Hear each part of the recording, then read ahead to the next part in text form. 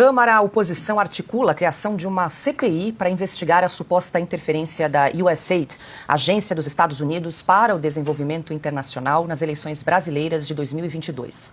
Segundo os deputados Eduardo Bolsonaro e Gustavo Gayer, até o momento, 60 assinaturas de parlamentares já foram coletadas.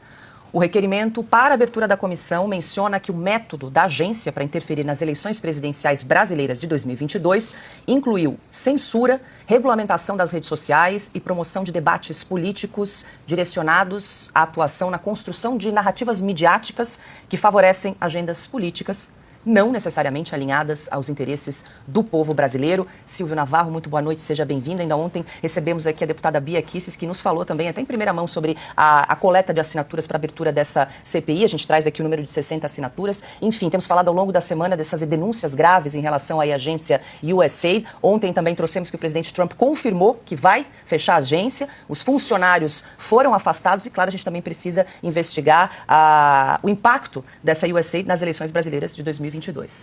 Paula, boa noite, querida, meus amigos Constantino, Piotr, Augusto, meu irmão, boa noite você que nos acompanha. Bom, vamos lá. Em primeiro lugar, eu acho que é preciso que o presidente da Câmara dos Deputados, Hugo Motta, recém-empossado, diga o que ele vai fazer com a fila de CPIs que já foram apresentadas, já foram protocoladas, tem número regimental, mas nunca foram instaladas. Eu vou dar o exemplo de uma só aqui, por exemplo, a CPI de abuso de autoridade, que poderia, inclusive, investigar a atuação de ministro do Supremo Tribunal Federal. Para dar o exemplo de uma CPI. Então, o presidente da Câmara precisa decidir o que é que ele vai fazer com essa fila de comissões, como eu disse, já protocoladas. A Câmara tem um limite regimental de comissões que podem funcionar simultaneamente. Então, não adianta você recolher várias assinaturas para várias CPIs em vários flancos, frentes diferentes, se você não tiver algo organizado na mesa diretora da Câmara, como eu disse, recém-empossada. Então, vamos aguardar. O segundo ponto: essas denúncias são muito graves, Paula. O Rodrigo Constantino, assim como a Ana Paula Henkel, que estão nos Estados Unidos e têm conhecimento até mais aprofundado do assunto, tem falado com mais propriedade sobre o que é essa USAID, os tentáculos, como eles financiavam a atuação woke, ONGs e por aí vai. Eu vou me ater aqui a um único ponto. Eu acho que tudo o que veio à tona até agora, junto com o Twitter Files, junto com as declarações do dono da Meta, o Mark Zuckerberg, jogam luz para algo que nós vínhamos falando há muito tempo. Há algo estranho no histórico das eleições de 2022. Algo estranho. Não estou aqui falando sobre urnas para não entrar num tema proibido.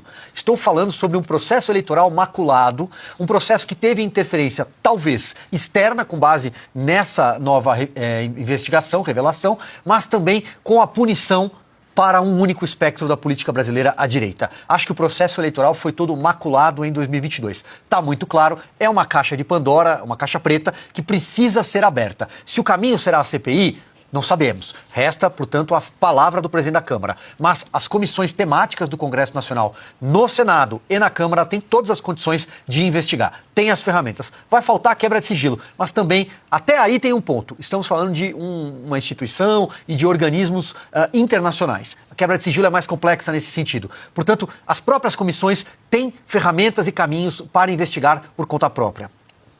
Consta essa novela, essa história, e só piora da USAID. Se essas denúncias realmente se confirmarem, tudo indica que vai ser um escândalo de proporções globais, né, histórico de corrupção aí dessa agência. Paula, é um escândalo de proporções, digamos, sem precedentes, né? Basta acompanhar a quantidade de mensagens que estão vindo à tona, né? Tanto do Elon Musk até o próprio presidente Trump e vários da equipe, né? A cada dia não é uma enxadada, é uma minhoca, é uma enxadada, uma sucuri. Né? Hoje, por exemplo, veio à tona financiamento de milhões e milhões para irrigar inúmeros veículos de comunicação. Jornal como o New York Times, tão respeitado pela esquerda que milita nas redações dos nossos jornais brasileiros. Político, que é um site também mais alinhado aos democratas, que recebeu milhões e milhões de dólares. É um negócio escandaloso, né? Realmente a USAID, que foi criada lá no governo Kennedy, com boas intenções, e muita gente imagina recursos, mantimentos, comidas chegando às crianças pobres do Sudão, né? Na prática estava servindo para alimentar, por exemplo, com 280 milhões de dólares quase, os cofres do Jorge Soros, um bilionário especulador, queridinho da esquerda democrata, porque financia essa turma toda, e hoje a gente descobre que financia com o nosso dinheiro de impostos americanos. Eu, aliás, sou um exemplo curioso disso tudo que está vindo à tona, para pegar um gancho aí com o que o Silvio falou da eleição brasileira, né? Eu pago pesados impostos nos Estados Unidos, assim como no Brasil, e eu descobri então que os meus impostos americanos serviram de alguma forma para irrigar por meio da USAID ONGs, grupos ligados a gente que imita foca e é levada a sério pelo STF, é chamada para debater sobre desinformação e regulamentação das redes sociais pelo Barroso, e o meu dinheiro de impostos americanos acabou alimentando a minha censura no Brasil, que já tem 2 anos que eu estou sob censura prévia nas redes sociais do Brasil, sem passaporte e com as contas bancárias congeladas há 2 anos. Né? Então, a gente percebe que tem realmente aí uma grande cadeia da felicidade, um grande esquema que foi montado pela esquerda, pelas elites democratas corruptas, com um projeto totalitário de poder, um poder globalista, né? E que representa exatamente o quê?